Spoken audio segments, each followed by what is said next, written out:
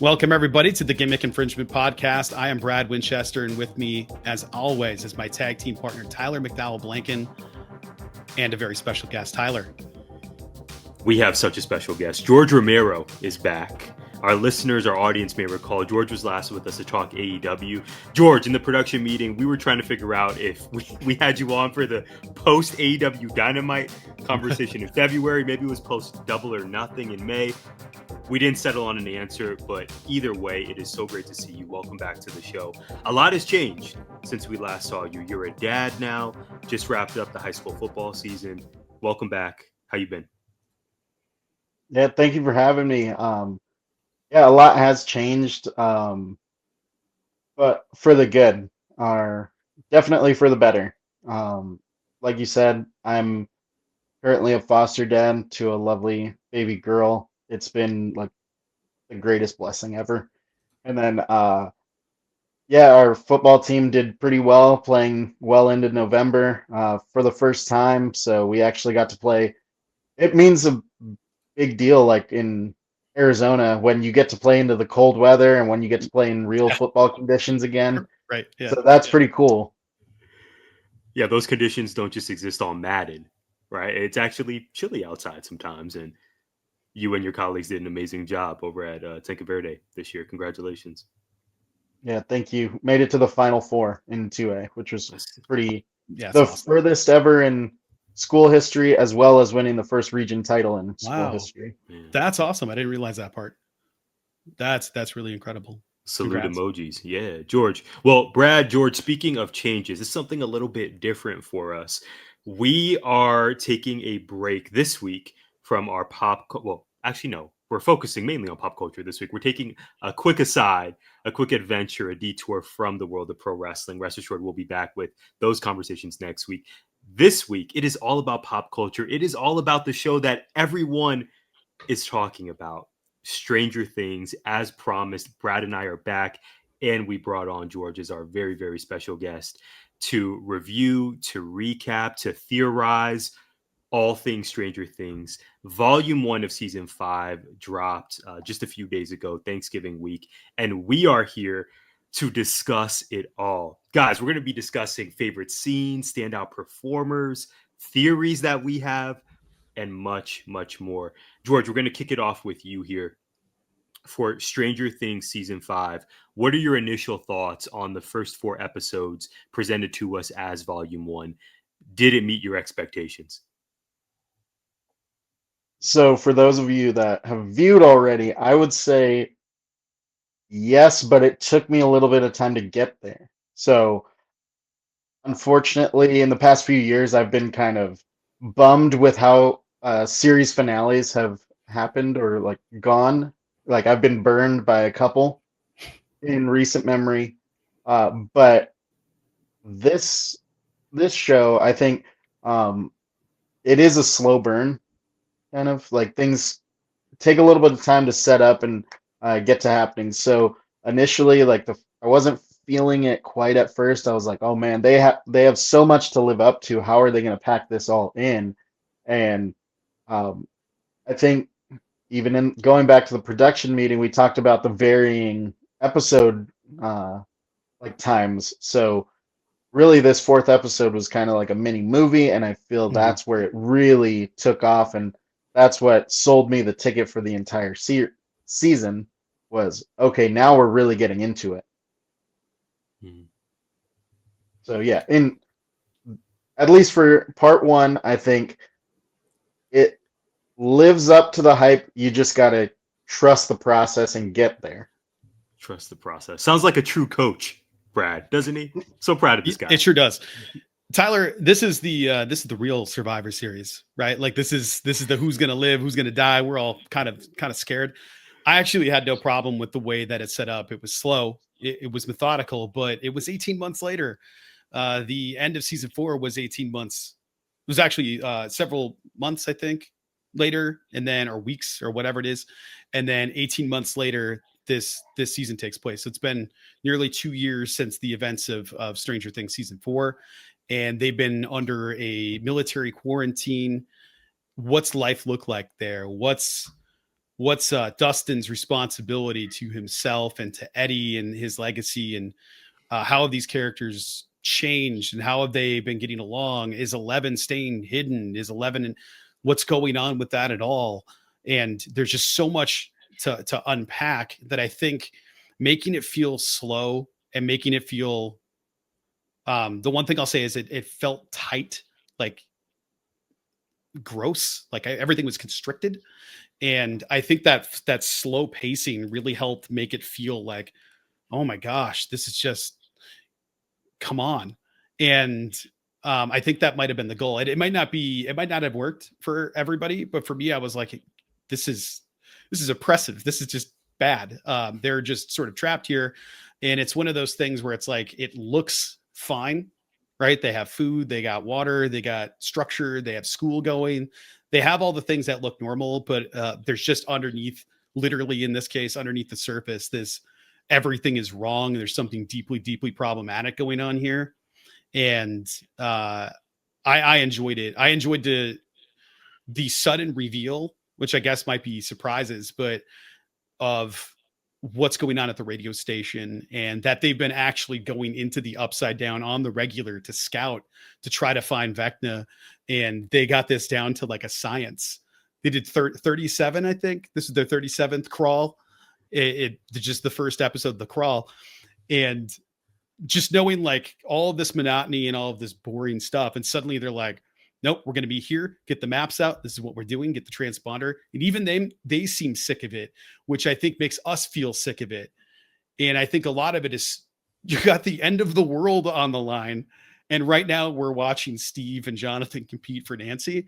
And it makes it feel like we have other problems. Can we get to the real problems? Right.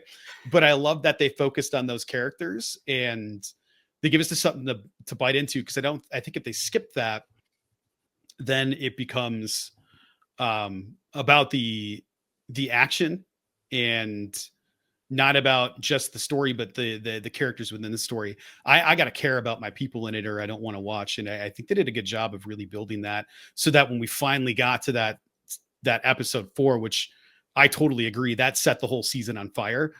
That we finally had some payoff because they got us reinvested in characters that we haven't seen in 3 years. It's hard to believe that 2022 was the last season. It's been a really long time. So I enjoyed that. I'll take all of the background and all of the conversation and all of the stuff I can get, including them introducing all these new characters. They did all of that in 3 episodes, which I think is incredible. But yeah, pacing wise, it was a bit of a plod to get there, but I did enjoy it. Tyler. Indeed.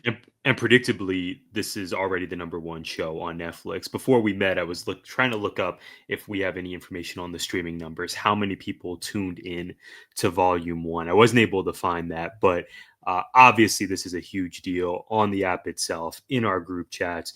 And it reminds me, Brad, I think we spoke about this on a previous episode before we welcome George here, the value of communal shows and communal experiences in this streaming era where there's just so many apps and seemingly they're all going up in price.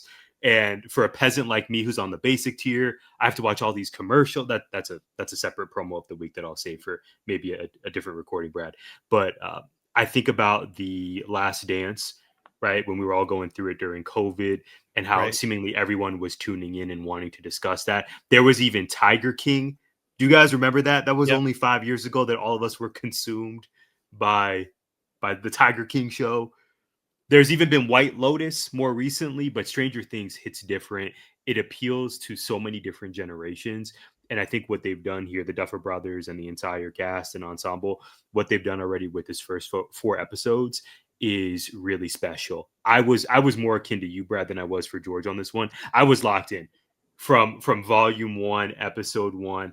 They really have a special formula here, and I've really enjoyed all these 4 episodes. And dare I say, Episode 4 was my favorite. I thought they nailed it. I thought they checked all the boxes. And now, after this podcast, we have a month to just process further and theorize further, all in preparation for what in the world is to come. Read A Wrinkle in Time. Right, when they Yeah. when they did this intentionally for when they drop I know. again on Christmas. So even the presentation of it dropping on these holidays when you know people are going to be together and when they have extra time on their hands, the marketing itself, the cast has been all over the world promoting this. I just think they've really done a phenomenal job, and it's been it's just been very astute. It's been very marketing heavy, and it's been fantastic so far. I think this is going to be, we're going to look back by the end of this when season 5 is all done, and just I think really kind of study how the Duffer Brothers, how Netflix landed this plane, because so far I think we're in for a treat, and I really enjoyed all 4 episodes, as I mentioned. I got to tell you, for context here, the Jake Paul Mike Tyson fight drew 108 million views, live global viewers, but there were 65 million concurrent viewers, which is a crazy number. That didn't crash the servers. Stranger Things did. So I didn't get to it until much later in the day either. So I don't know what the number is going to end up being, but I'm not going to be surprised if they're like, yeah, we had over 100 million concurrent viewers. And I'm sure that has definitely happened over the last couple of days with people watching, with people getting on for the first time and all that. They had to increase their bandwidth 30% before the premiere, and it still crashed the site. So it wasn't out for very long, but it caused a crash, which is absolutely crazy, according to Google AI, whatever thing that's called. Trustworthy, yes. We're gonna roll with it. I can see. I mean, my timeline not only was discussing this, guys, but seemed very positive about the beginning of season 5. And the last thing I'll say before we really get into it, I know this resonates with George. The most stressful part of all this was just finding the time, the best way to watch this. I am gladly seeking advice for this. I finished episode 4 right before the 3 of us hopped on here. It was just hard to find time with the Territorial Cup, and you got wrestling on. And my point is, I'm going to be better when it's time for Christmas. I think I'm just going to watch right when they come out. I'm hooked now. I can't wait to see what's next. I think that's the move. I just put everything else to the side and go, whatever else is happening in the world, I don't care. This is more important right now. Territorial Cup. Like if this released and it's Michigan, Ohio State, which is coming up here, I'm watching this. I'll find out later. I'll be less stressed. Well, it happened already. Oh, it did happen. Yeah, it did happen already. Yeah. Bears, Packers. I think that's there's a lot of content. But definitely, like, I think that's what this is also kind of a different way of scaling out, or like having premieres for Stranger Things specifically, right? Because I remember like the first season all came out together, like dropped, boom. Second season, I want to say they announced when it was going to happen. Yes, but when it first happened, it was just kind of a Netflix drop. Like it was a show that they found out like throughout zero marketing for it. Yeah. And it just kind of dropped, which was super cool. And then second season, they announced when it was going to happen, rolled out. It might have been like half and half or something along the way. But definitely this one was like, no, this is a world premiere at 5 o'clock your time. Like, appointment viewing then. And there were kids talking about it at school, like, "Oh, I can't wait! I'm going to watch it with my sister who's in college, and this, that, and the other." I'm like, "Wow, this is really, this show is just not only it's the show of a generation, but it appeals to so many different people." Yeah, and actually, a couple days ago, I had texted Tyler in prep. I was like, "How are you going to view this thing? Is it going to be all 4 at once?" Which I was initially planning to do, but again, going back to being the dad thing, like sometimes you just take sleep where you can get it. So someday when you have kids, all right, all right, I'm gonna watch whatever I can get right now, and then we'll pick it back up whenever we can. And then it was like, okay, we're gonna spot this 4th episode wherever I can right now.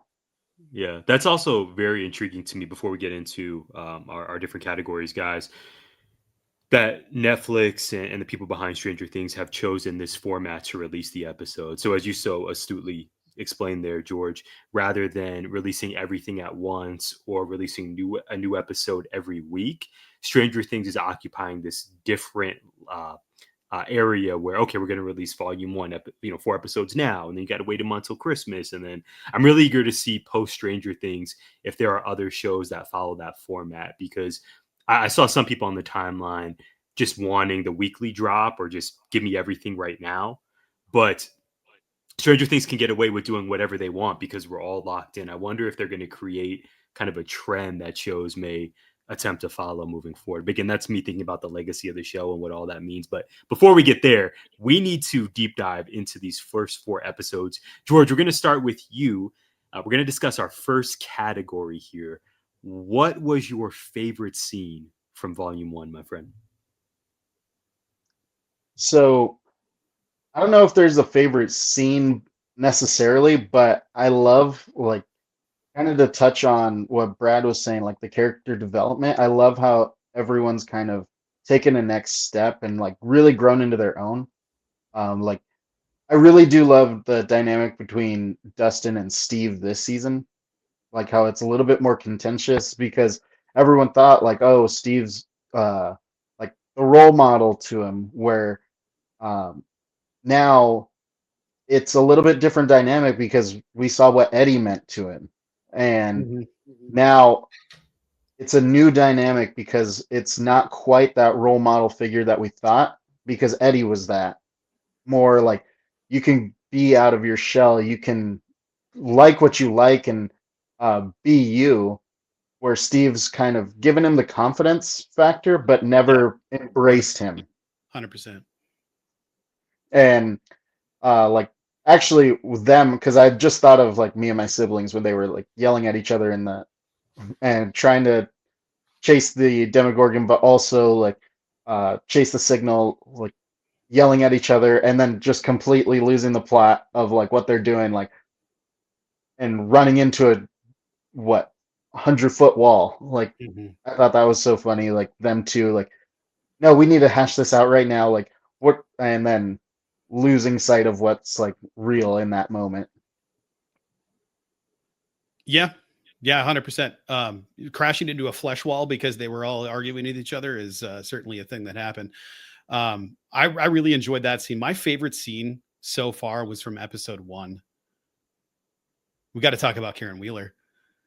Like drunk Mama Bear losing bad and going, nope, breaking a wine bottle on the countertop like she's about to like Patrick Swayze somebody in Roadhouse, and just starts shanking the Demogorgon enough where they could follow a blood trail through the upside down, is one of the most badass moments from the entire franchise. It was epic. I love that scene so much. I have a theory about like later on. I was a little disappointed to find out that my theory was wrong in the immediate moment.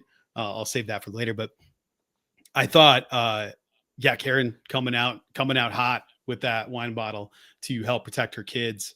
I thought was awesome. That entire part of that episode was so clench worthy. Well, I guess that would be episode 2, right? The disappearance of Holly Wheeler. So not episode 1, episode 2. I was tight. I was on the couch like this the entire time, going like, I don't know what's going to happen. I don't know who's going to die. I don't know who's going to eat it here.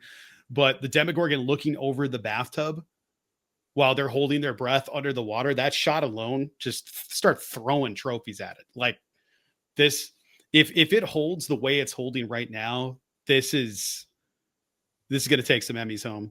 I was gonna say it's already an Emmy winner, but just give several trophies to. Good Lord, the performances, the cinematography for a television show, the special effects and all of that stuff too are it's important for a show like this, but it's like just the way they make everything that's worldwide, global, scary. Entire town has been taken over, entire world is at stake, still feel small and feel personal, has been just, I don't know how they've accomplished this, but it's been awesome. But I loved just Karen trying to defend her family. I love that whole scene and all the stress of being trapped there. and feeling like there's nothing you can do, and that you got to keep this big secret. Like all of the people involved just trying to hold everything in because they know if they tell people that it's going to be a problem, but they need to start telling people. It's all of it. It's great. I think that I guess that stress, that level of stress, was really encapsulated in that moment with Karen defending her kid and that whole house scene. I love that for her to have her moment like that. It was very good. Brad, on that scene, I love when the dad comes Yes. in and then Golf he gets the club Devon Jones. Court, gets attention. And yeah, you have the golf club. I'm like, oh, I don't think, Yeah. man, I respect the Tiger Woods of it all, but I don't think this is going to work out well for you. Yeah. My G. And it did. Yeah, and I actually do really like agree with you in how they presented it, because initially it was just the chase that they showed, or like just the pursuit to the house. Like, Yep. that was all they showed, was that angle of it, and then they showed it as a flashback of like, no, this is like how she defended her kid and how like they were just close enough, but like just missed her because this happened. Yeah. Heartbreaking too, man. Mhm. Yeah, but great shot by you, Brad, in terms of the two being underneath the bathtub water. That was, it's like, man, they know what they're doing here. They're shooting from 30 feet and is going in every time. Okay, guys, obviously this is fresh on my mind. I told on myself earlier. My favorite scene is the return of Vecna in the flesh. Not to make not to make multiple wrestling references during this recording, even though that's very likely. It was giving full Roman Reigns vibes for me. When he came out, when he emerged, I was ready to throw the one up. I was just, man, this is what we tuned in for. Again, the pacing of it, for that moment to happen during the final episode of Volume 1, I thought it was phenomenal. And really, if I can just stretch out my answer to that final scene between some of the ensemble cast, you have the guardsmen, you have the kids who they're trying to sneak underneath the tunnel, but due to bad plumbing circumstances, they were caught. And So then the good. reveal of not just one Demogorgon who was after them, but then when multiple pop up, I thought that was so. You spoke about clenching moments, Brad. To me, that just gave me everything I needed, and then it's topped off by Vecna in Roman Reigns like fashion, sauntering over, taking its time, just killing all these guardsmen with the flick of a wrist. It was sensational. It's by far not only my most memorable moment, but my favorite as well. Yeah, it's hard to argue with that, man. Like that scene, the reveal of his shadow as there, because the part that gets lost there is knowing that he's been captured and then finding out like, oh, they got this so wrong. This is going to be a problem. And then Vecna showing up, just unbelievable. Yeah, I love that scene too. And it's also hard to not be, like his, like, you were so easy to break, Will.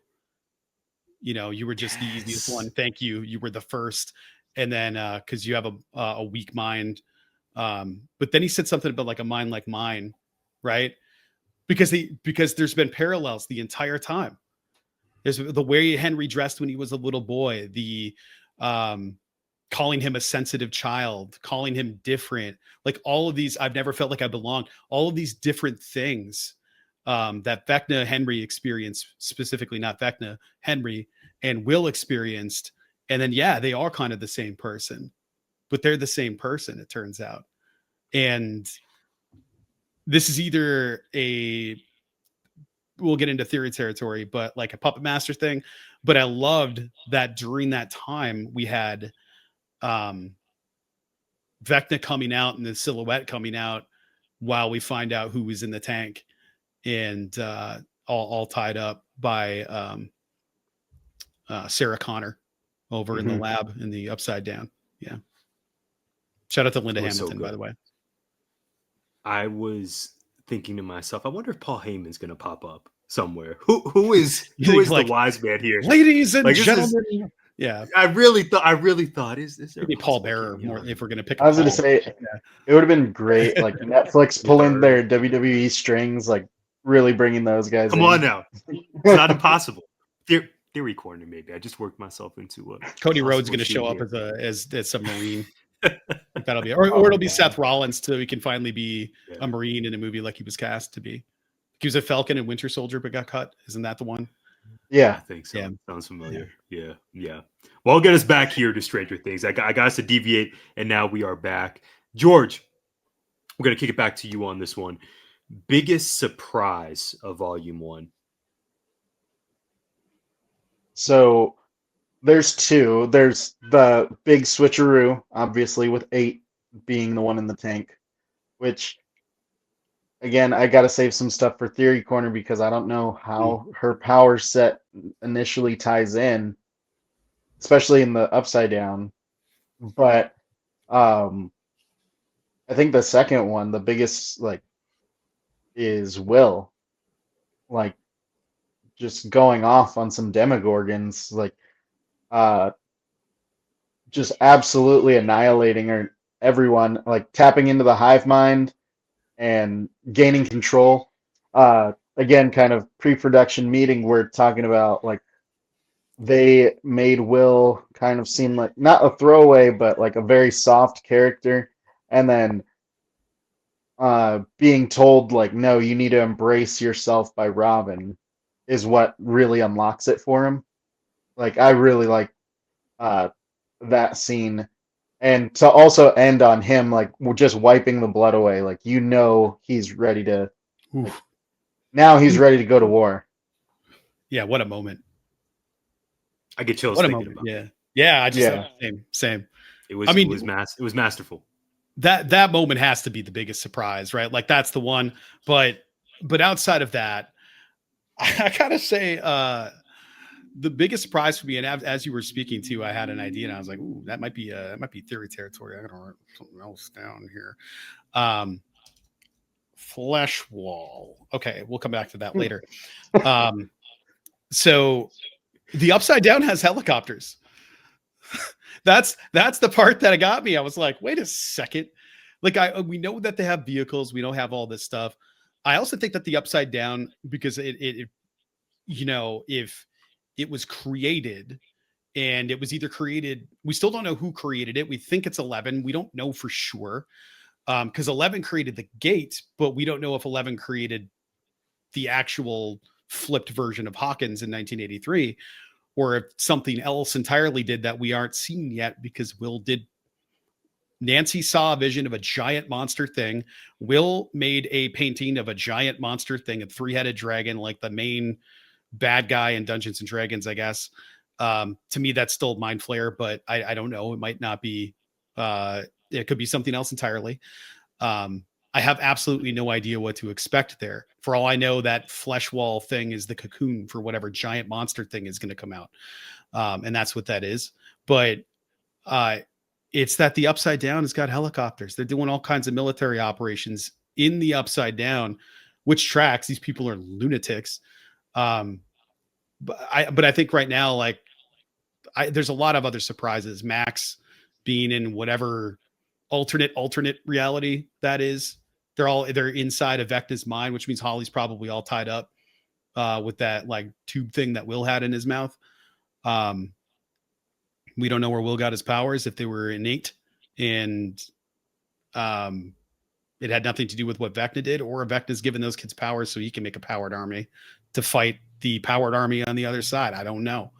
But man, like just the Upside Down having like full operations happening inside of it versus just being near a gate was kind of a surprise to me. Shouldn't have been, but it was a big surprise to me.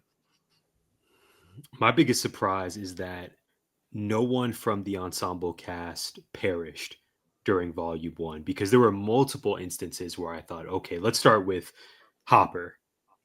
I don't know if you guys felt this way, but I was incredibly concerned about him. I did not think this was going to pump fake territory. I thought, oh no, he's going to be the first one. He's going to be the first one out of here. And then near the end of episode 4 of Volume 1, of course, we get Will. I did not see that turn coming where he would be as powerful as ever. I thought with the montage of his childhood memories, oh, okay, this is the big moment that is going to be our last impression of the show until Christmas. I thought it was going to be the death of Will Byers. For it to be the opposite of that, not only was I incredibly happy, but I was so surprised by this, guys. I thought for sure this was going to be it for someone never to be seen again. But it wasn't. And I'm quite glad I was wrong. Maybe it's the Star Wars of it all. Maybe this is A New Hope, and then this part 2 is going to be Empire, and we're not going to end with a happy feeling or a good taste in our mouths. I mean, I have a feeling Stranger Things is going to ruin Christmas, is what I think. So we'll see. It would be a We'll choice. see. Yeah. I have theories. I mean, someone's going to get out of here. Oh yeah, for sure. I have theories on the order of who's most likely. I am just grateful, since this past week is all about gratitude. I am grateful that everyone by and large is still here, minus dozens of guards, army men, and some other people. But the ensemble cast, anyway, thank you for your the ensemble cast, Yeah. still with us. I'm grateful for that. All right, guys. Oh yeah, I was gonna say, go ahead. I was just trying to filibuster because it got quiet. Go ahead. I remember when they tell you in teaching in teacher school, quiet is good. I'm still learning the value in that. Sometimes I'm like, no, but there's got to be sound. There's got to be. I think in podcasts, the wait time. The wait it's time. the exact opposite of that. Yeah. Dead air is bad. Is Yeah. in theater, in podcasting, and all that. Just dead silence, not great. Okay, well, we will fill that potential silence by addressing our last category. George Romero, who is your standout performer or standout performers from Volume 1? So standout performer, I would say, is Dustin. Like, again, embracing the whole Hellfire Club and then taking on the bullies and everything like that. Also, like getting his teeth kicked in, but also holding his own in a little bit. And I don't know. I'm a sucker for Murray. I always like Murray's character. Murray's He's so good. so funny. Like, Underrated, man. yeah, and he's like the smuggler now, and like gets them exactly what they want, which is always funny. Like, and presents it to him as gifts and stuff. Murray claws, which I thought was great. Like, I remember hearing someone. It was recently too. Like, it might have been wrestling or in acting.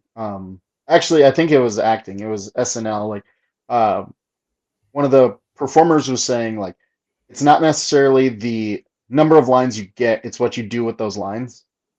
Like, you have to make them count. Yeah, you maximize your opportunities. You maximize your opportunity without taking away from anyone else. Especially in like an ensemble kind of cast, like, or an ensemble movie or whatever you're doing, you can't take away from other people because, like, to prop yourself up. Where I think Murray does that so well, where it's his moment when he's on screen. He's so funny, like when he gets the chance to do it, but he doesn't take away from everyone else. Mm-hmm. Right. Mm-hmm. Right. Yeah, well said. G. And there are so many characters that we root for. I love your pick. Yes, maximizing your minutes. Many characters did that. Okay, I'm gonna say for I'll do one for character and one for actor. Performers as characters. I'm gonna shout out Derek Turnbow. I'm gonna shout him out. Our new favorite Capty, I guess now. Newest anyway. He was a lot of fun as a character, or he is. Hopefully not was. But I gotta say, the one that always seals it for me, because it has since season 2, I think, when she finally had some lines. It's got to be Erica Sinclair. Erica is the best. She is my favorite. They gave us like an absolute like Silence of the Lambs moment with Erica, where she took down the whole family with a smile, casually wiped the pie off of her dress. And I told you to eat that pie, and then just gets a syringe and jams it into her neck. All just unhinged behavior, and she did it mechanically, methodically, and that's sort of how she's always operated. She's probably the smartest person in the entire group. She's certainly the most like motivated when it's like, this is the process, here are the steps, I will make that happen. She's perfect in that way. I'm going to shout out Erica for that, but I got to give it for Nell Fisher. Nell Fisher has blown me away as an actress. She plays Holly. I think Holly is a brand new character that we are only invested in simply because we've seen her in like side shots, usually holding mom or crying or whatever. Because in season 1 and all the seasons preceding this, it was played by a different character. But now that she's a little older and has a heavier duty acting thing, I don't know what never know with like child actors, like what the decision is on those. Maybe the kid's aged out. I don't know. But Nell playing Holly for this has been remarkable. She's an incredible actress. I thought she has crushed it. Her chemistry with everybody has been great, especially obviously Max so far. But I thought all of that was great. So I'm going to shout out Nell Fisher for that one. There are 2 names that come to mind for me. First, Millie Bobby Brown playing 11. I think the way that this kind of to George's point, the way she's transitioned from more of a respectfully a role player versus being the top star of the show. I think Will has kind of ascended, at least for volume 1, as being the main character we're focusing on. For her to kind of be more of an auxiliary role, although still essential to the crew, I thought she's killed it going into the season. I don't know about you guys, but I wondered, okay, how believable is it that they're still so young and they're still in school? Because these are grown people now. It's been a minute since we last saw them. That was not a worry for me at all once the episodes got going, especially with Millie Bobby Brown. I thought the way she's transitioned has been seamless. So big shout out to her. Brad mentioned this guy, and I'm glad that he did not choose him because I want to speak about the great Derek Turnbow. He was my standout performer for this. I love his arc going from low-key school bully, high-key school bully, to being the character that I rooted for the hardest by the end of episode 4. Delightful Derek. Delightful Derek. It was an incredible turn. The lines were hidden every time for me. He's funny. He's charismatic. He's brass. He's confident. Like brash. That's the word I'm looking for, not brass. He's confident. He was such a great addition. I was looking back at the poster. He's brass. He's got some brass balls, man. Like he's brass. He fought all these bigger people like that. Yeah, he curses occasionally. Yeah. Sure does. Yes. And I was looking back at the posters. So not only do we get the aforementioned Holly that you spoke so eloquently about, Brad, the actress. I think you said Nell Fisher is her name. She killed it. But Holly's on there. I looked and Derek sure is there as well. So it's interesting that now, I didn't realize some of the smaller faces on the poster are the people who really stood out to me as being new to the cast and just being a phenomenal fit. And Derek Turnbow is at the top of my list. I love seeing him. And there's something about just the absurdity of his character with the cursing, with the confidence. It really worked for me. Do I think he's going to live by the end of the season? No, I do not. But I think we have to enjoy him while we have him here. Wow. I think he. I'm not wishing that on him, but I'm just trying to be. That's a child. That's crazy. I don't. I think. I mean, in fairness, Max had to relive an 11 and Henry memory of just dead kids. All over dead so kids. there is that. Yeah. I think he's here for a good time, not a long time. You guys just sparked something in me, and then I'll pass the baton or pass the virtual mic. Henry also. Mm-hmm. Right, for him to come back, for him to be the Mr. What's It, that was also really well done. And for him to be this menacing presence. Just so unsettling. Throughout.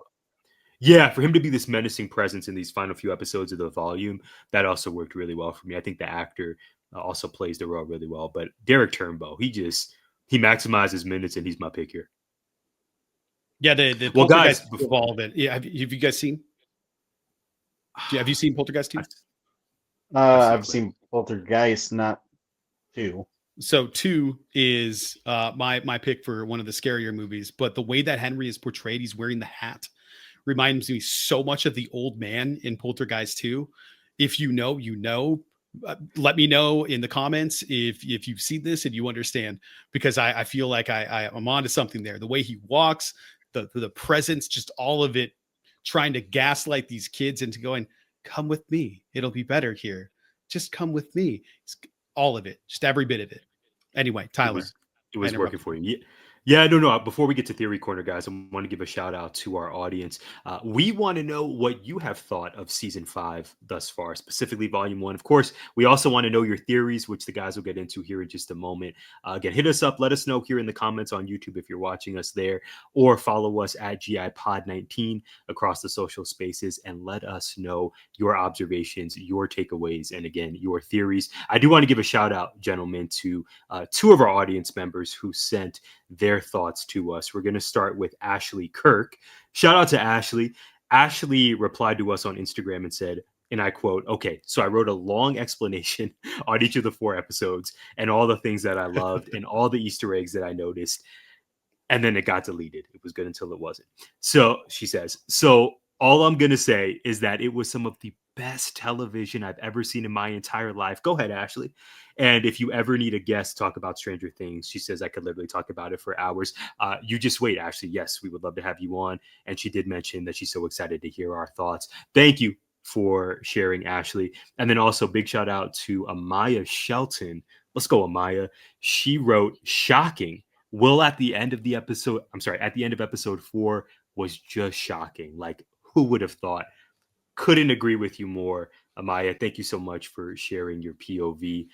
Okay, guys, it is now time for the aforementioned Theory Corner. We've teased it, and here we are. George is ready.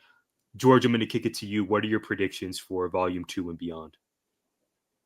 So this has come up like in post watching or kind of spoilers that came up like in my viewing experience throughout the whole thing, that the teacher, um, the subject matter that he goes over usually ties into the season somehow.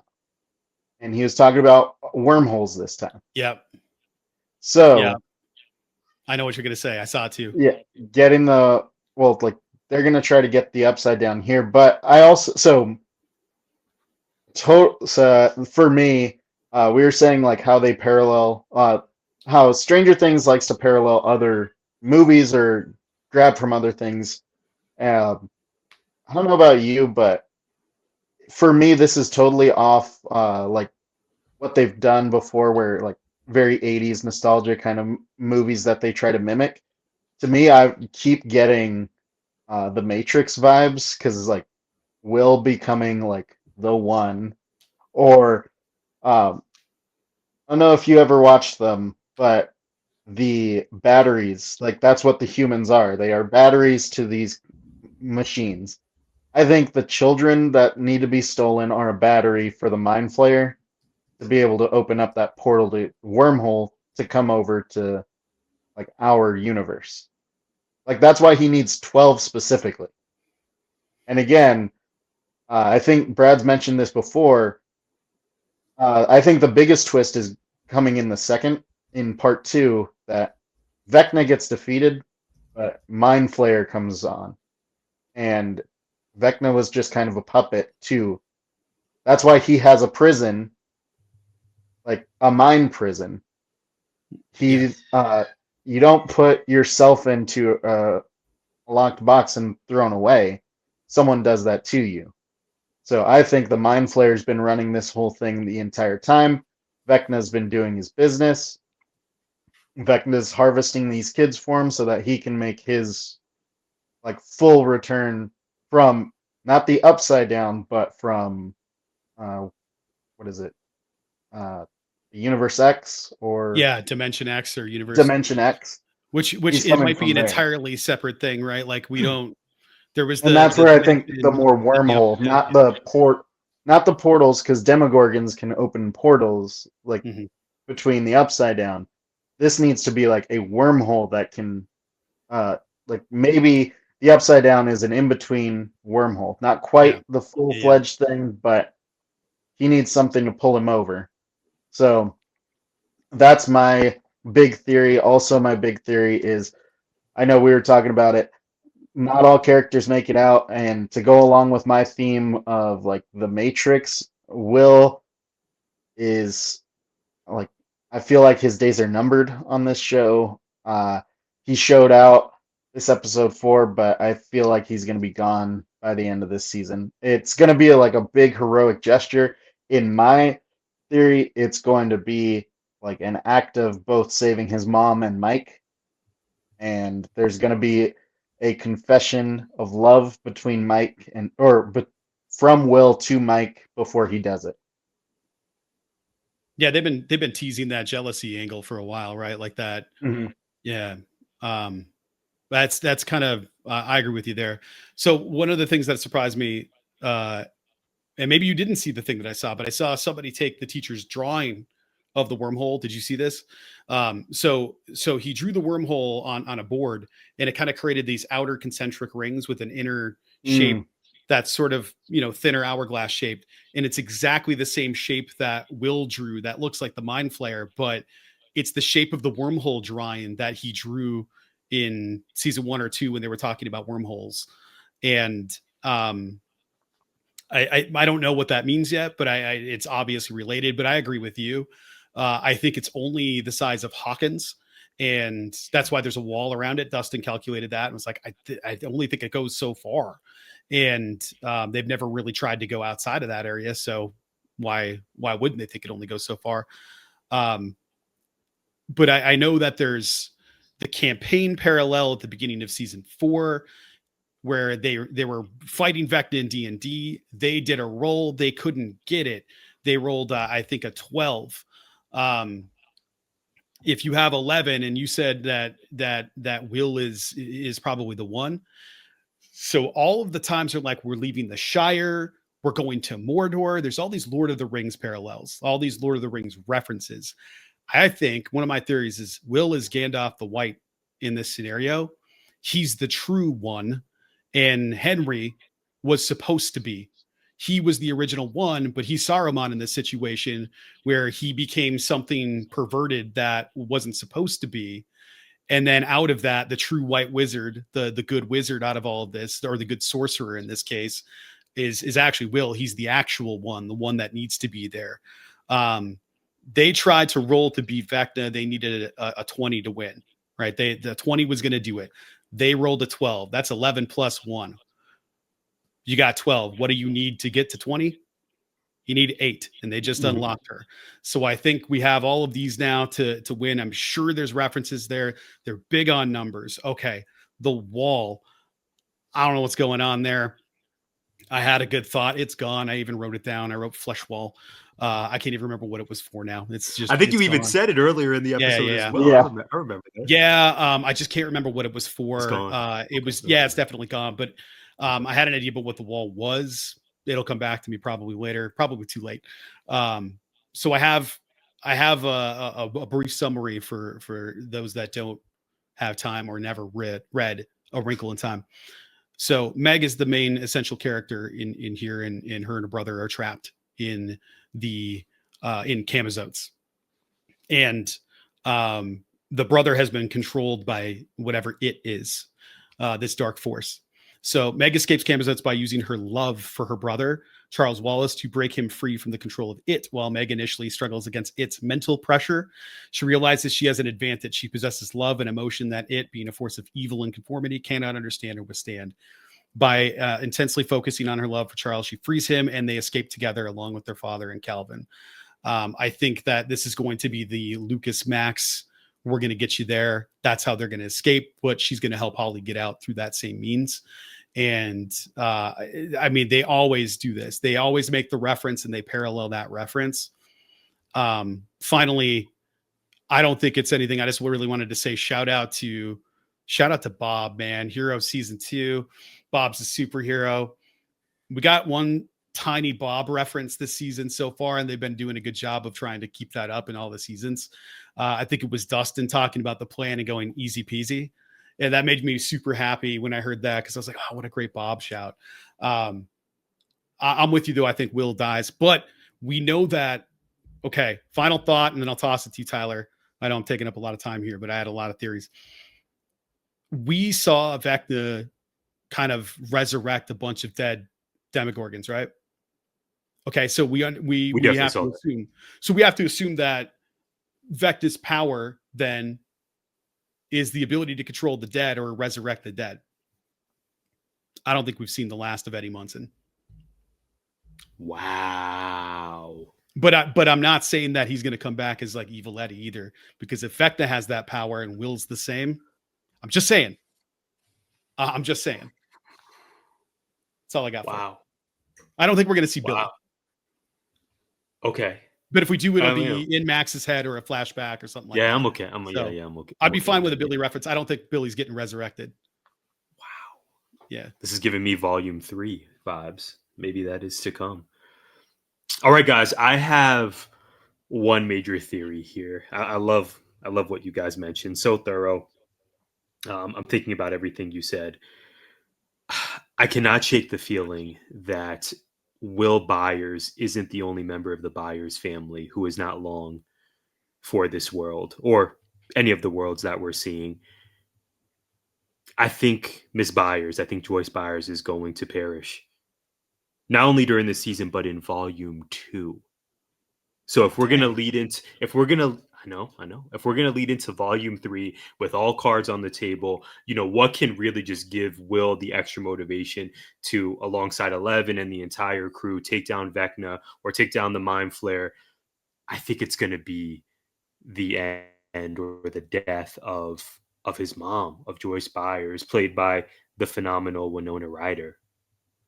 I think these are the last episodes we're gonna see her in volume 2. I'm gonna double. That's down all I on got. what Did I snatch your heart out of your? No, I'm gonna double down on it because I think I you're think right. Will's too. I think Will is Yeah. too obvious at this point. I think it's going to be his mom. No, I think you're right. I think Mom is gonna bite it, and I think we're gonna have to wait until that last episode for Will to bring her back, Wow. and then Okay, Will. that kind of ties I in think what that's you where I'm said gonna as go well. for it. Yeah, yeah.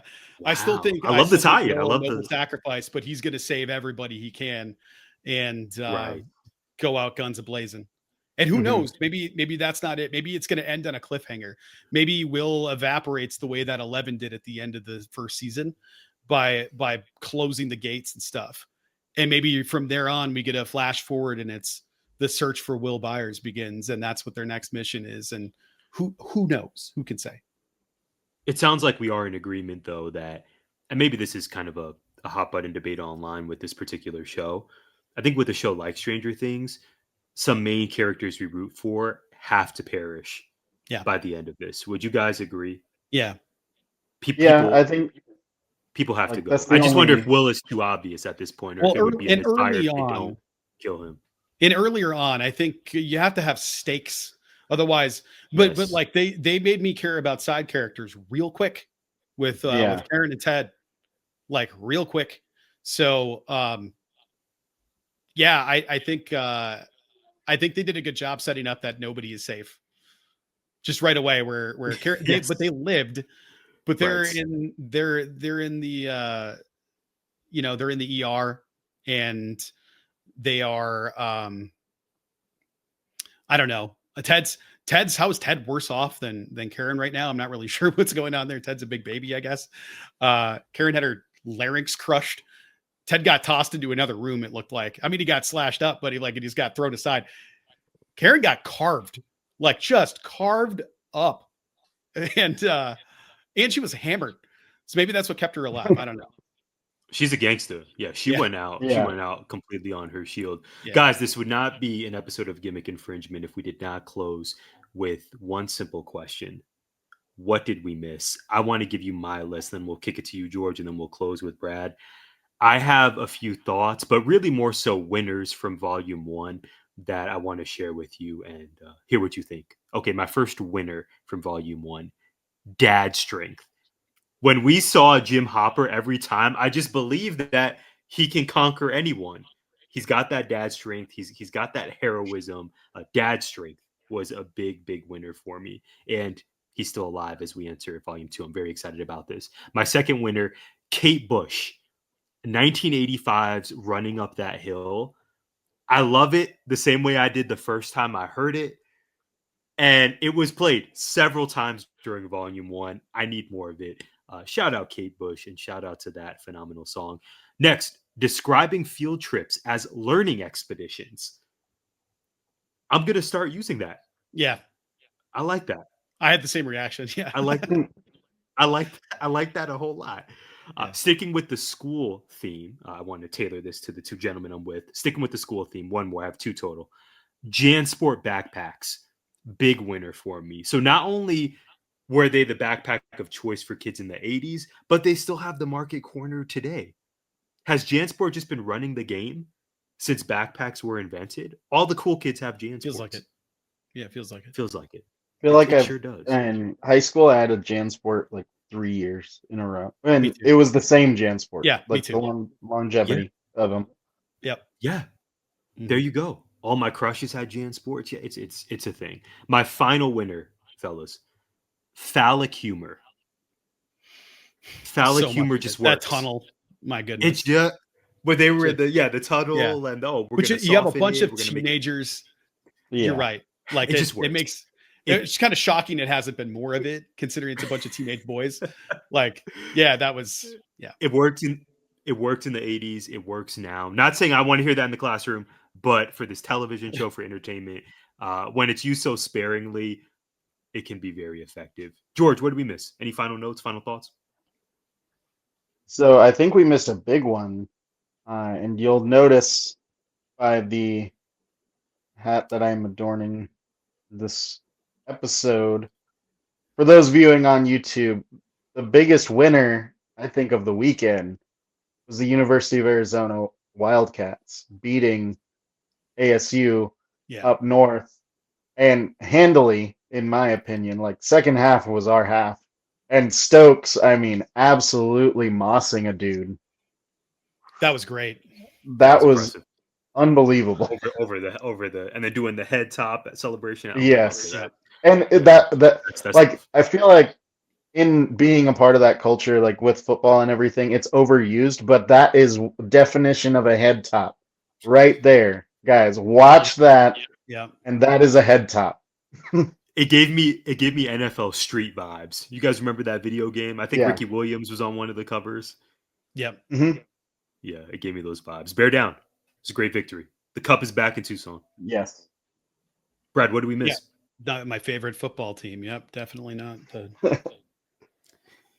I thought it was tonight, and then you said it, and I was like, oh, no.